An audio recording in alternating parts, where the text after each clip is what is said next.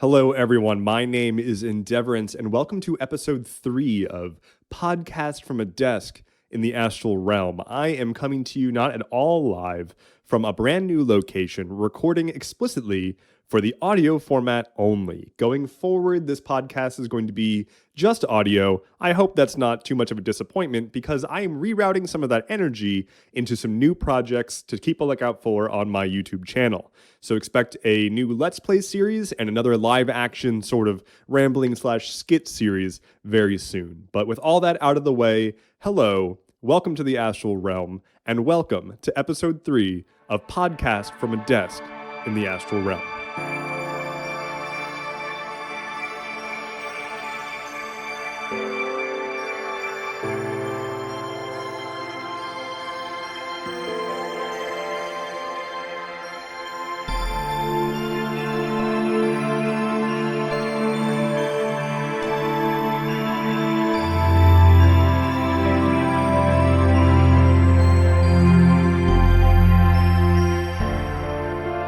So for this episode, I'm going to start off, as always, with some history from your world. And then we're going to jump right into advice questions from listeners. And thank you to everyone who submitted questions. Some of these are really, really great. And I can't wait to further ruin your lives with my bad advice. But before we get to that, let's start with some history. On this day in 1789, the United States Bill of Rights was sent to the states for ratification. The Bill of Rights, most famous possibly for its first, second, and fifth amendments, that being freedom of speech, right to bear arms, and not having to incriminate yourself, respectively. I want to take a quick moment to go over the history of one of those amendments, definitely not the most controversial one, the Second Amendment. Now, of course, the right to bear arms is not at all hotly contested and has absolutely no issues in modern America, so it's pretty nice to be able to talk about it in such an unpolitically charged stance. So I'm going to hold off on giving my specific opinion on this for a little while, but let's just talk about the actual interpretations of this right over the centuries. In 1876, it was ruled that the right to bear arms is not guaranteed by the Constitution.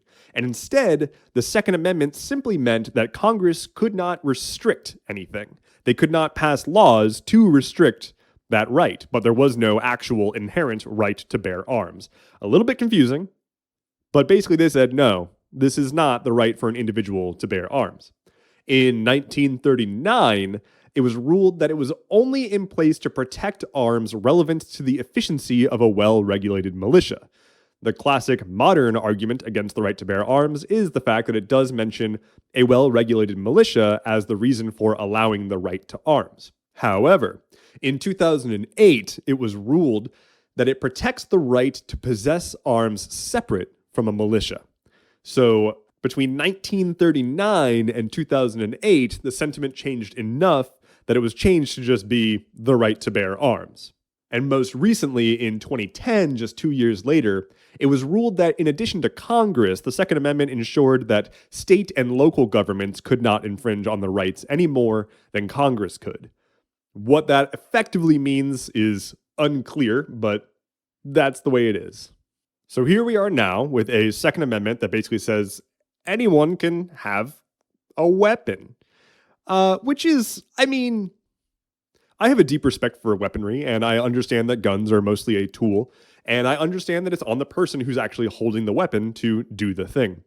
I do think it's ridiculously easy to get such a deadly weapon, but I don't think that the world is in such a place that no one should be able to have anything. I think there is a valid reason to have certain types of rifles for the purposes of protecting your home from vicious wildlife. There really are places in this country that have to deal with dangerous wildlife, and they need some kind of weaponry to put it down. Now, do you need weaponry that can also blow a hole through 10 people in a row with one bullet? Probably not, no.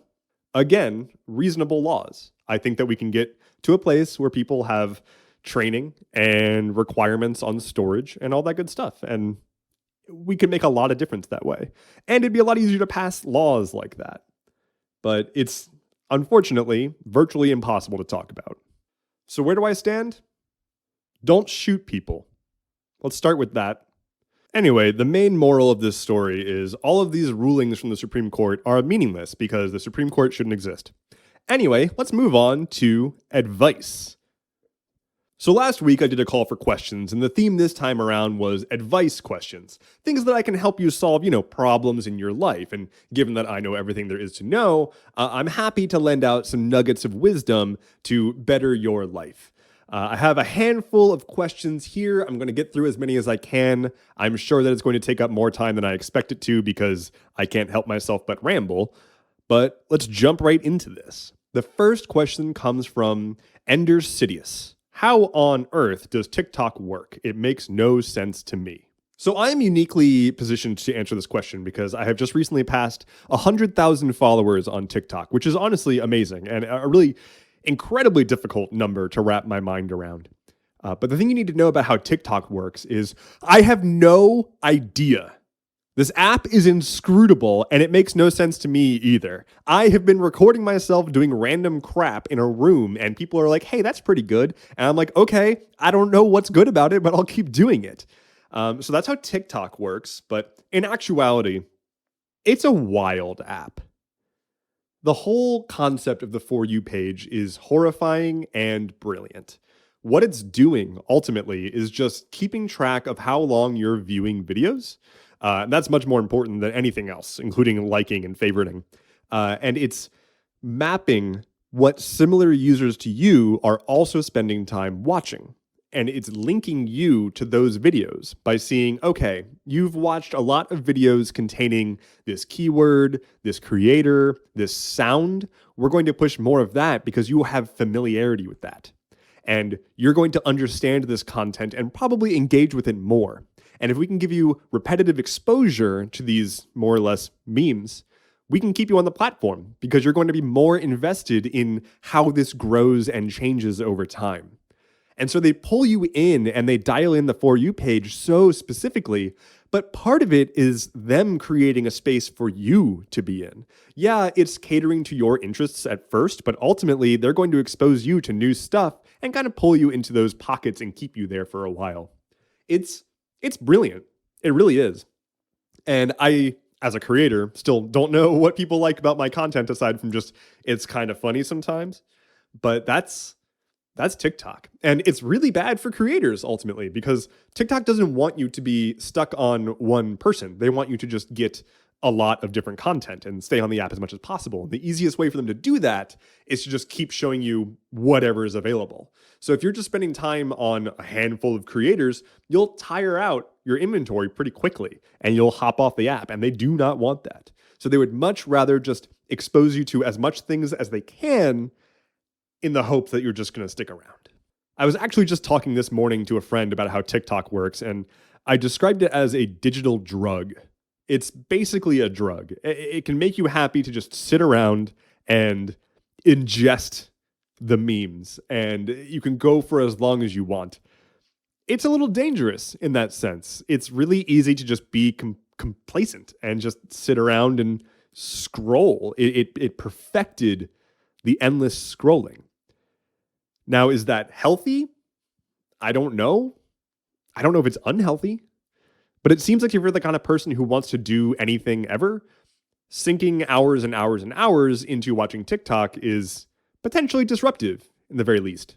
So it's important to remember to keep tabs on yourself. And there's no better example of this than the fact that TikTok itself has the whole digital well-being built into it to help make sure that people aren't spending their entire lives on the app just because it's that addictive.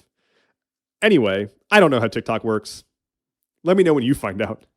Moving on to the next question. Espa asks, how do I be cool and bald like you? Well, step one, shave your head. That's step one. I actually spent quite a long time not shaving my head. My hair was thinning and I was more or less in denial that I needed to do it. I knew I had to shave my head, but I thought that I was not as far gone as I really was. I don't think I ever went too far. I never really got to the point that I was just absurd looking, but my hair was thinning and I said, you know what, screw it. I'm tired of paying for haircuts. I'm just going to shave my head. And I'm really, really, really glad I did. And it took me a little while to get used to it, but I much prefer how I look with the shaved head now. And it's really easy to keep up with. And yeah, I don't pay for haircuts anymore. So that rules. So step one, just shave your head. Step two, be cool. And that's just done by having the slightest bit of confidence. And I don't think of myself as cool, but I effectively don't give a shit anymore. And that's where confidence comes from. When you are tired of trying to prove yourself and you don't really need to prove yourself anymore, and you can just sit back and hang out, that's where people find the sense of confidence. And I don't consider myself a highly confident person. I have insecurities. I have my own stuff going on. I'm not immortal or immune to any of that. But not caring about trying to come across a certain way and not worrying much about what other people are thinking about me, and leaning into who I am and really pushing that. It gives the sense of I know who I am and I'm comfortable and confident. And it's frankly an attractive feature. I think this is a really powerful thing. I think that a great example of it is a married man who is comfortable around women because they're not trying to date anyone anymore. If you're in a happy monogamous relationship and you're not trying to find a partner, it's so easy to just be chill and hang out, and you're not trying. And there's a lot of history of people finding taken people attractive because they're so laid back and they're so confident, and you're just like, wow, why can't I find someone like that? Well, the answer is because they're not trying very hard anymore. They're not trying to put on a show. They're just being themselves. And I hate the advice, just be yourself. But it's also kind of true. It's not so much figure out who you are and be that person, because that's a huge order. But it's a matter of don't try to be a specific way and just see what comes out. And if people aren't accepting you for the way that you are, find different people. Screw them. There's no reason that you need to hang out with a specific group of people, even if they're your family. That's what chosen family is for. So, long story short, shave your head. King Kronos asks, how do I manage things when it seems like everything is happening at once? This is a very near and dear question to my heart, because especially now, as I'm ramping up content production, there's a lot of things to do and not a lot of time. And I mean, if you would take a quick look at the state of the world, I could summarize it as a little fucked up, and there's a lot to keep track of. There's just a lot of tabs to keep up and a lot of everything. And even here in the astral realm, I'm trying to make sure that the cloud rain stays up there. I don't want it to come down, because then we won't have the clouds up there anymore. Anyway, lots to worry about. My recommendation, and this is not a controversial one, but my recommendation is find a good to-do task manager. I personally use Todoist, which is a pretty inexpensive service for their pro subscription, but it's life-changing.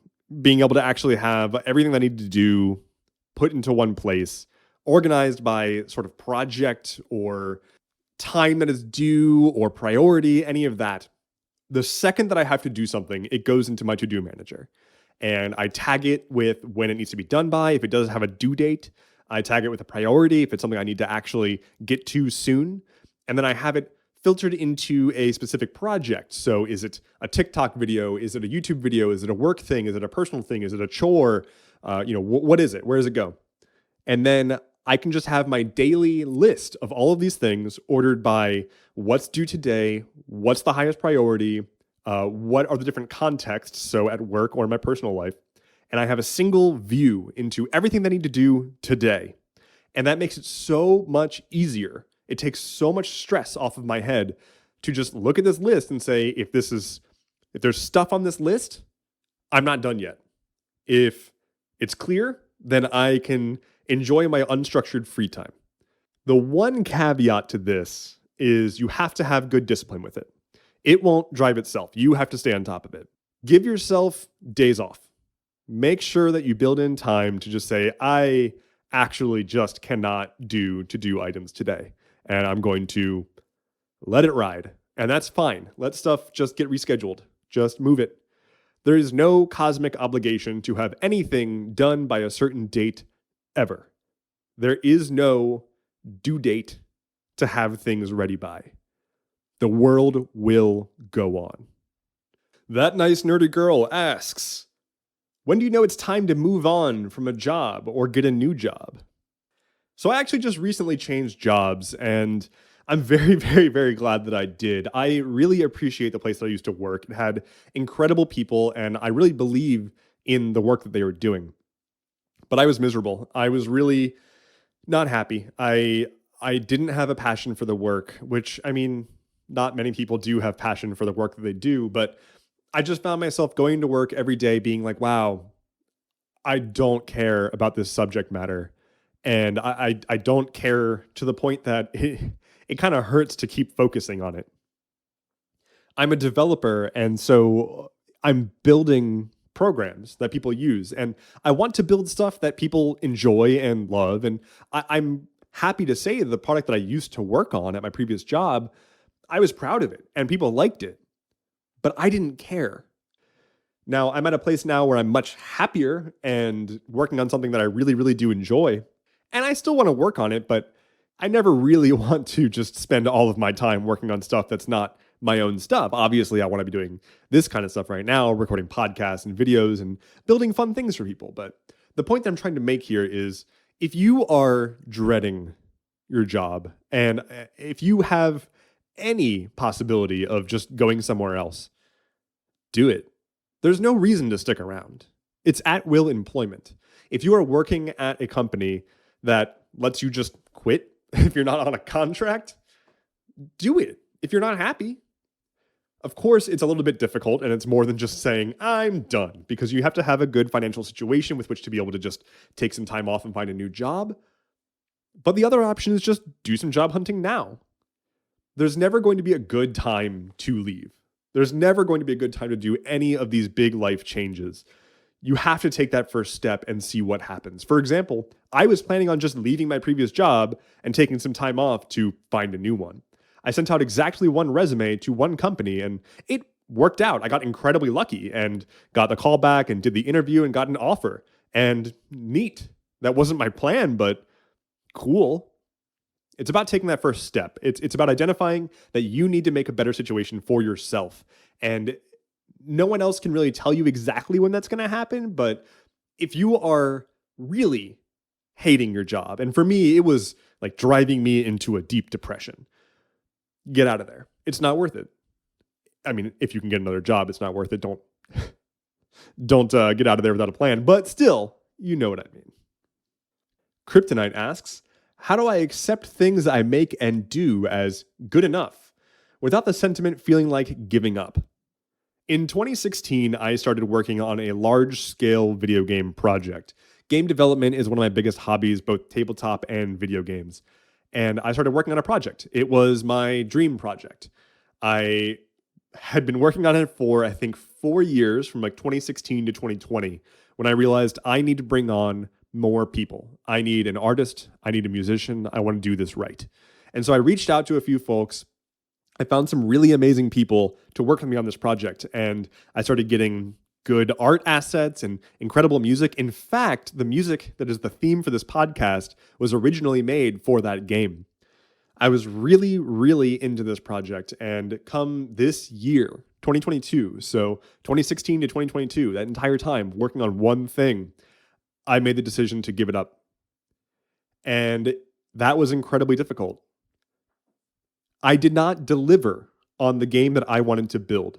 I have said that it's a permanent hiatus and I might get back to it eventually, but if I'm being honest with myself, if I ever did want to deliver this game, I would probably just rewrite it from scratch at this point. If I really put together a team with the intent of delivering it, and that'd be amazing someday. But it's not like I'm going to go resurrect that existing project and finish it. It's just not going to happen. I have to acknowledge that. And that was super, super hard. But the flip side of it is that the weight lifted off my shoulders is incredible. I was guilting myself. I was saying, you've dumped money into this and years of your life. Giving it up now, it's the sunk cost fallacy, right? I don't want to give it up because I put so much into it. I have to see it through. No, you don't. I think we've already established that there's no cosmic obligation to deliver anything at any time. You don't have to deliver anything. You don't have to finish anything. Think about what your projects do for you. If you are building something, if you are doing something, should be for your benefit. It should be for your enjoyment. Unless you specifically need to make money off of it, it should just be for fun. And that's what this is, really. I would love to eventually someday turn my content creation into my full-time focus. And that is the direction I would like to continue to try to move. But I didn't start doing this for money. I started doing it for funsies. It's not a matter of feeling okay with what you do or make. It's a matter of feeling okay with the decisions that you made around those projects. Did you get anything out of it? Did you learn stuff? Did you meet people? Did you get perspective on how you would do it if you were to change how you were going to do it? That's what I did. All of those things. And I'm proud of what I did make. I built the biggest game I've ever made. I built the most complex and I think fun game engine that I've ever made. And it had increasingly better art. And I think it could have been a really fun game. I would have had several more years of development ahead of me. And I was increasingly getting more interested in doing something else. And so now I'm doing this instead of that. And at the end of the day, my goal is to make stuff that brings a smile to other people's faces. I want to just make things that make people happy. With a game, I have to put in all that upfront effort with the hopes that somebody will play it. With this, I can put stuff out. Whoever wants it can engage with it, and whoever doesn't, so be it. But I'm doing the same general thing. I'm trying to make content. I'm trying to make stuff that's just fun and makes people happy. So think about what you're getting out of the projects that you're doing, why you're doing them, and make sure that that's all aligned. Instead of asking yourself, how do I tell myself that this is good enough? Ask yourself, what did this get me? What was the core takeaway from this experience? How can I be better and continue growing? Well, that is more than enough advice for now. Thank you all so much for your questions. There's actually plenty more that I couldn't even get to, and I might pull some of those from next time, but thank you. That was super fun, and I hope that I actually gave any kind of anything that you can take away and actually use as advice. We'll see. Oh, damn. I just looked out the window. So there is an entire flock of octocorns hovering outside my window, just staring at me. So the realm will test me sometimes, and the octocorns honestly are, quite frankly, very judgmental. And I don't think they agree with some of the advice that I gave, but I'm just gonna ignore them and hope they go away. Their 8 horns just kind of spook me, if I'm being honest. So before we get to parting thoughts, I'm going to flip things around a little bit, and instead of giving you a question prompt, I'm going to give you a factoid prompt. I want to know, what is the most mind-blowing thing that is not common knowledge at all? Something that I would not be able to just find on a list of interesting facts, not something that I would see in a comment on a Reddit thread somewhere, but something that you specifically know, either from lived experience or expertise in your field, some deep, dark cut. I want to know about it. Blow my mind.